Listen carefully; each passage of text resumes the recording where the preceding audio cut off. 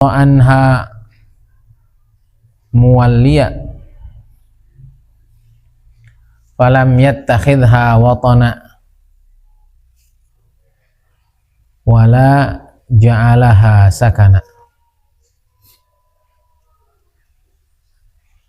bal anhadal himmata fiha ilallah wa sara fiha musta'inan bihi fil qudumi alaih fama zalat matiyata azmihi la yaqirru qararuha.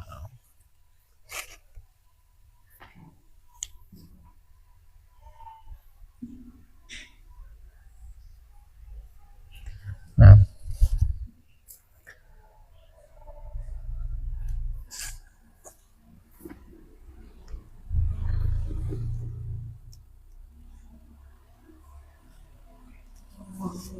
Bismillahirrahmanirrahim.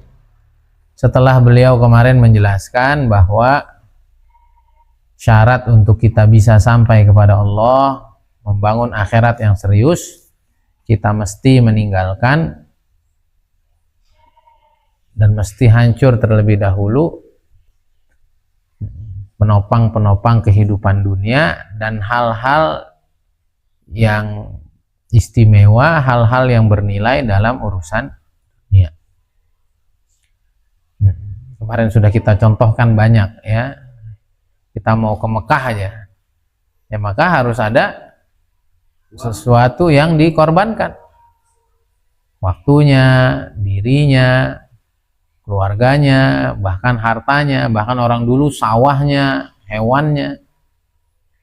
Nah, baru dia sampai kepada tujuannya.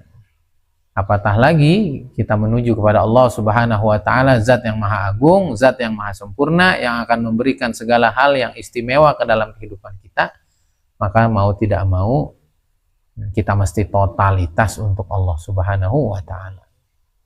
Dan orang yang mau total untuk Allah adalah orang yang cerdas. Mengapa? Dialah Allah yang Maha Kekal, dialah Allah yang Maha Abadi.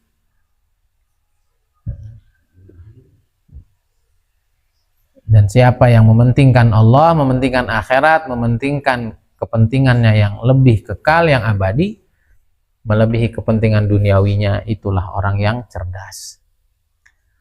Siapa yang memiliki pemahaman semacam ini, dia ingin totalitas untuk Allah, dia rela mengorbankan segalanya untuk Allah. Dia memprioritaskan Allah, memprioritaskan kehidupan akhirat, memprioritaskan prinsip-prinsip kebahagiaan hakiki di dalam hidupnya. Maka beliau melanjutkan, qad asyraqa nuruh wa zaharat tabashiruh. Orang semacam ini hatinya penuh dengan cahaya. Jalannya sudah benar. Kalau orang itu sudah totalitas untuk Allah, maka hatinya, hidupnya, pikirannya, matanya, telinganya, ucapannya, kakinya, semuanya penuh dengan cahaya hidayah. Mengapa? Karena cinta dunia itu adalah kegelapan. Maka kalau cinta dunia sudah keluar dari hati, maka yang masuk adalah cahaya. Sehingga dia merasa nikmat dengan sholat, dia merasa nikmat dengan baca Al-Quran, dia merasa nikmat menerima segala takdir Allah. Dia merasa kehidupan ini adalah sangat indah, kehidupan ini sangat menyenangkan, menggembirakan, apapun yang dia hadapi. Kemarin saya baca buku, dibilang tidak ada lotus tanpa ada mat. Mat itu lumpur. Tidak ada teratai kalau tidak ada lumpur. Yang gak usah jauh-jauh lah. Tidak akan ada padi kalau dia tidak mau menancap di dalam tanah yang sangat kotor, yang bau, dan lain sebagainya. Begitu juga seseorang, dia tidak akan sampai kepada titik kemuliaan tertinggi kecuali dia mau berlumur dengan kehinaan, berlumur dengan ketidakterkenalan, berlumur dengan segala kesusahan dan penderitaan. Barulah nanti akan naik ya pohon-pohon, barulah nanti akan naik kemuliaan-kemuliaan pada waktunya. Ya. Jadi persis banget ya, tadi saya ngimamin sholat ya di teman-teman di SLC itu. Ya, jadi kemuliaan yang kita bangun itu persis seperti kita nanam pohon, persis banget. Itu tadi tuh, harus mau di tanah yang kotor, tanah yang bau, tanah yang orang juga menghindari itu. Dan setelah bibit kita tabur, bibit kita tanam, maka apakah langsung berbuah? Ya enggak. Dia bukan ke atas, dia malah ke bawah. Nah, begitulah orang iman. Begitulah Rasulullah SAW dengan para sahabatnya. Saat dakwah ini mulai dikerjakan, maka Rasul itu bukan makin mulia, makin hancur, makin tenggelam. Kenapa? Ya karena tadi yang diperkuat akarnya gitu. Akar isinya apa tuh? Iman dan akhlak. Itulah 13 tahun di Mekkah, diperkuat imannya, dibacakan sirah-sirah nabawiyah sebelum Nabi Muhammad SAW, sehingga menguatkan imannya. Ya, ditanamkan akhlaknya. Ya ayyuhal muddatsir qum fa'anzir wa rabbaka fakabbir wa thiyabaka fatahhir wa rujza fahjur wa la tamnun tastakthir. Itu 13 tahun itu. Jadi Nabi sebelum dakwah itu mulia, habis dakwah malah ndelep itu, malah masuk, malah dihinakan, malah dicaci maki, malah difitnah. Kenapa? Ya begitu membangun kemuliaan itu. Sama seperti membangun atau menanam pohon. Ya. Di lumpur yang hitam, di tanah yang tidak nyaman untuk ditempati, tapi dia harus mau di situ. Saat mau di situ bukan langsung naik, tapi makin menjulang ke bawah, makin kokoh ke bawah. Baru setelah kokoh ke bawah, baru muncul batang. Muncul batang, muncul dahan, muncul ranting, muncul daun, baru muncul buah. Jadi ya begitu sudah. Maka kita tuh harus sabar sekarang itu. Ya Allah, ini waqiahnya udah, ya Allah ini sedekahnya udah, ya Allah ini sedekahnya udah, belah anak yatimnya udah, kok belum kata Allah. Sabar aja. Orang akarnya belum kokoh. Atau kalau akarnya sudah kokoh, baru batangnya, sabar dulu. Jangankan kita, Nabi aja 13 tahun, lah siapa kita? Khuliqal insanu min ajal. Kita nih suka terburu-buru, suka nggak paham. Ini coba tuh kita bangun bangunan aja, bangun rumah, bangun asrama. Kalau baru ngerjain seminggu udah mau jadi, tukangnya kabur itu. Bapak apa-apaan sih? Baru juga mulai. Sabar aja Pak, tapi gue jadi, waktunya jadi. Tapi kalau diburu-buru, Bapak mau cepat seminggu, oke. Fondasinya pas-pasannya udah nggak apa-apa, yang penting cepet kepake. Kadang-kadang orang begitu. Ininya nggak apa-apa Pak, gini nggak apa-apa udah. Lagi hujan gini nanti susah kering, nggak apa-apa udah. Pokoknya seminggu saya mau jadi, udah. Ada orang maksa Allah begitu, pengen cepet nggak lama ambruk. Ya kita nih tugas kita ya udah nanam aja. Tugas kita nih udah amal aja kebaikan yang sebanyak-banyaknya, yang sesempurna-sempurnanya, lalu pasrahkan ke Allah. Ya, itu kemarin Mas Ipo juga dalam bukunya juga begitu tuh. Bahwa Allah itu kalau ngasih balasan tuh cash. Cuman dalam ilmu dia, kadang-kadang kita nggak tahu. Ya. Seperti kita beri santunan kepada anak yatim sumpah. Itu tiba-tiba di hari yang sama tuh orang kepikiran tuh nama kita. Dia musyarahin, ini kita panggil ustadz ini apa ustadz ini, gitu. Dia musyarahin ke divisinya. Baru setelah seminggu baru kita dipanggil. Padahal dari hari yang sama nama kita udah di meetingin tuh. Tapi kita baru tahu setelah seminggu. Setelah kapan? Setelah kita ditelepon, Ustadz, kita pilih Ustadz ya untuk imam di Australia sumpah. Yang dalam bayangan nih Ustadz berapa nanti? Dia dapat 200 juta sumpah. Ya, dia dapat berapa? 200 juta. Karena dia ngasih anak yatimnya 20 juta sumpah. Di mana nih, mana katanya cash, kata ya ntar dulu, ternyata cash dalam ilmunya Allah yang dari sejak hari itu namanya sudah disebut, namanya sudah diilhamkan oleh Allah Subhanahu wa taala, namun keputusannya yang kita tahu itu setelah seminggu nama kita disebut, setelah hari di mana kita menyantuni anak yatim. Gitu ya. Jadi udah serahin Allah aja lah. Serahin Allah aja lah, ya sama lah kayak kita tuh. Mana pernah tahu itu kapan itu buah itu kita petik, kita nggak pernah tahu, dan kita nggak pernah ruwet, itu nggak pernah repot, dijalanin aja. Waktunya berbuah juga berbuah, waktunya panen juga panen, ya. Itu petani itu nggak diliatin aja tuh. Bahkan kalau buah itu diliatin aja, tanaman tuh diliatin aja, dia bisa nggak tumbuh loh.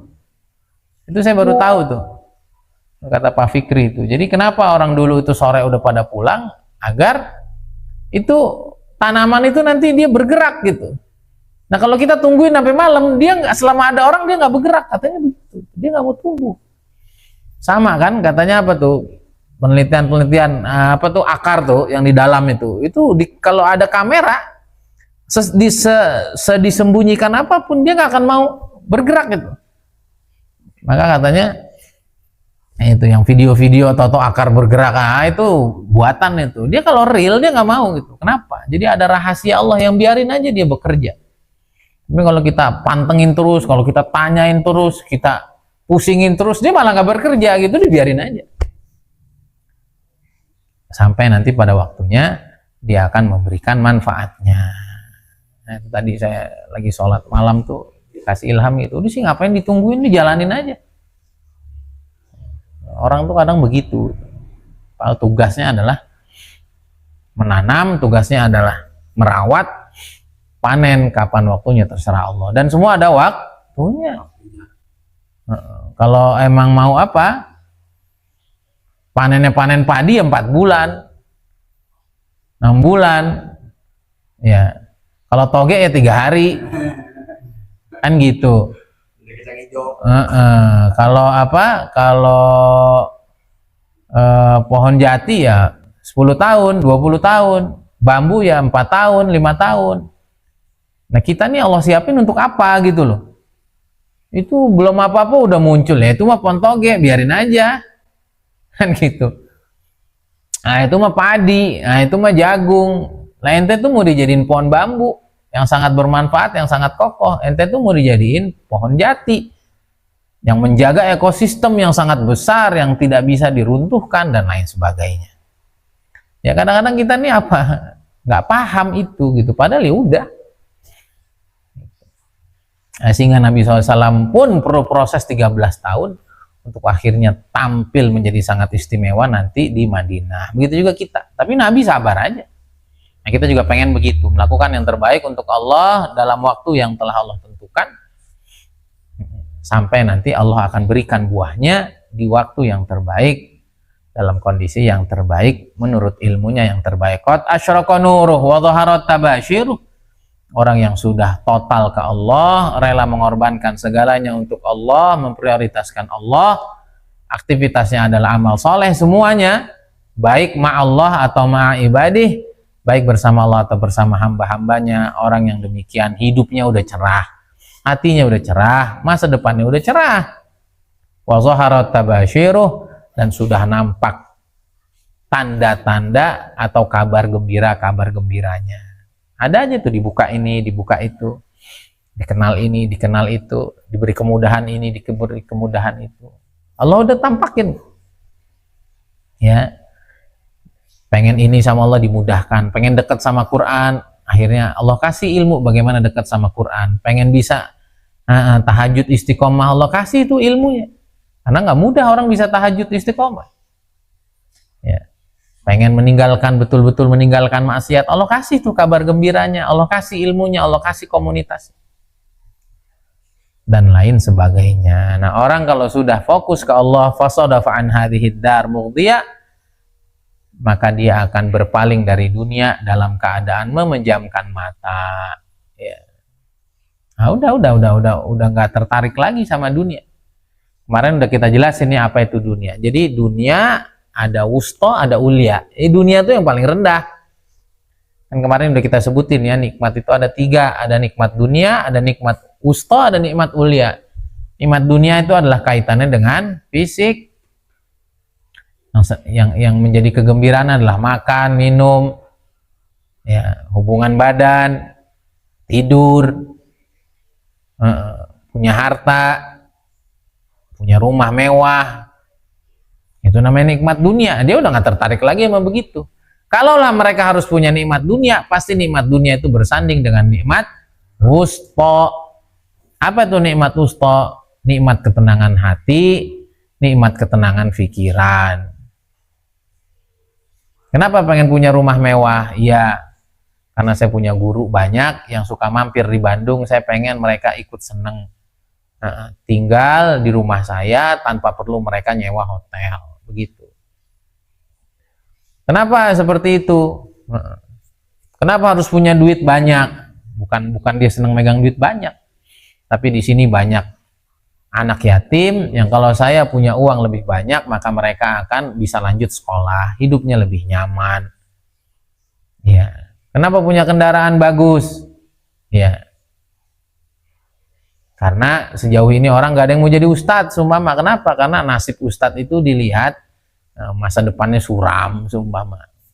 Untuk menunjukkan bahwa masa depan ustadz itu tidak suram, maka tunjukin nih loh ustadz juga punya, seumpama. Ya. Atau yang ketiga adalah nikmatul ulia, nikmat tertinggi, yaitu ketenangan hati bersama Allah Subhanahu wa Ta'ala. Bagaimana agar bisa senang bersama Allah?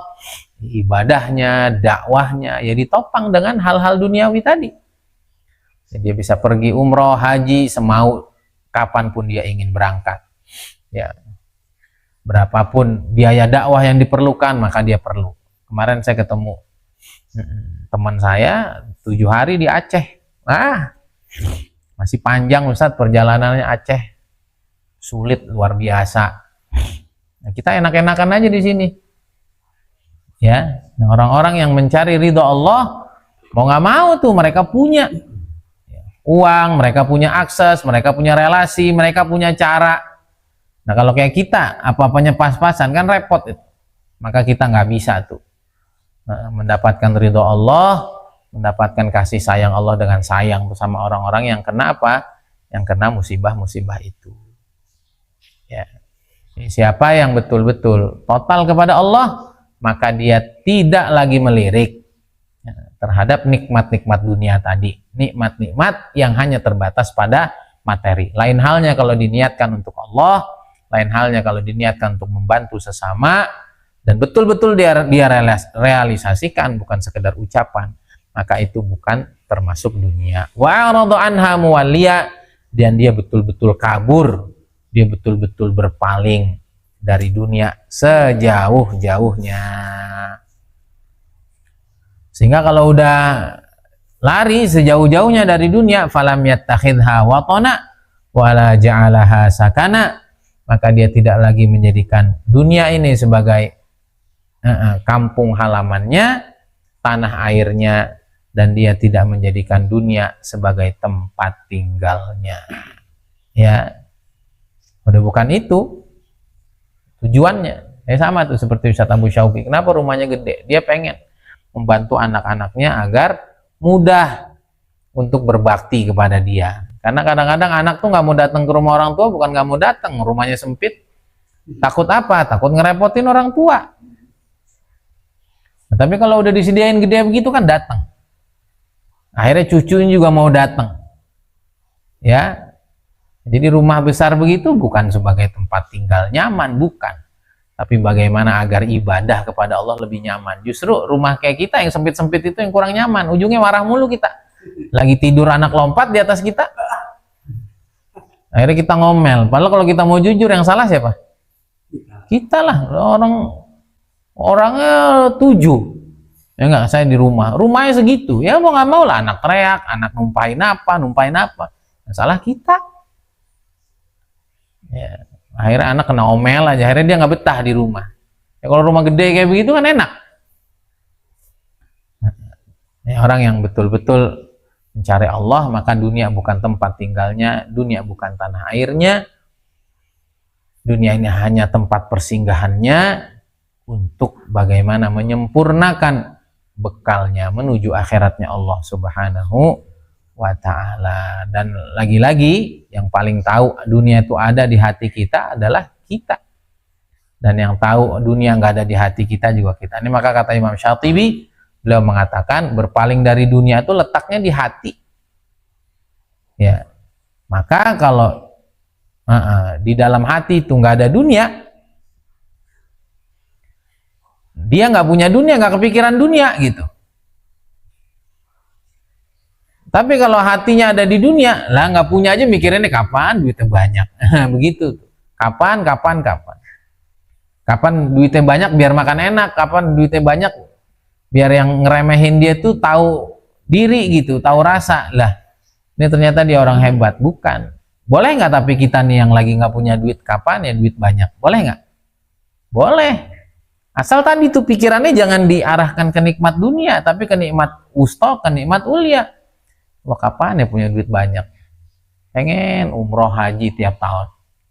Pengen ngumrohin orang haji, pengen ngumrohin hajiin orang tiap tahun. Kapan ya punya duit lebih banyak?